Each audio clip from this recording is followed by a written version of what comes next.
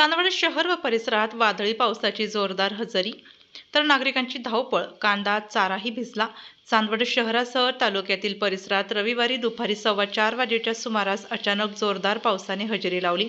सुमारे 2 तास कोसळलेल्या पावसामुळे वातावरणात गारवा निर्माण झाला असला तरी नागरिकांची एकच धावपळ उडाल्याचे चित्र पाहायला मिळाले. दिवसभर प्रचंड उष्मा आणि उकाड्यामुळे नागरिक हैराण झाले होते.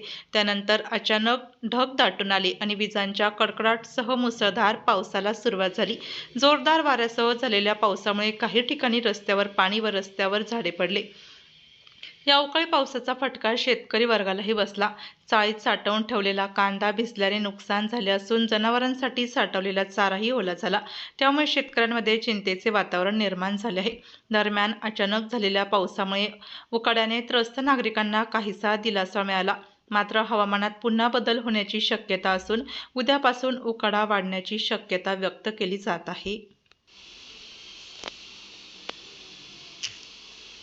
आपल्या जिल्ह्यातील व तालुक्यातील तत्काळ बातम्या व जाहिराती बघण्यासाठी आजच डीजे महाराष्ट्र न्यूज चांदवड या चॅनलला सबस्क्राईब व लाईक करा.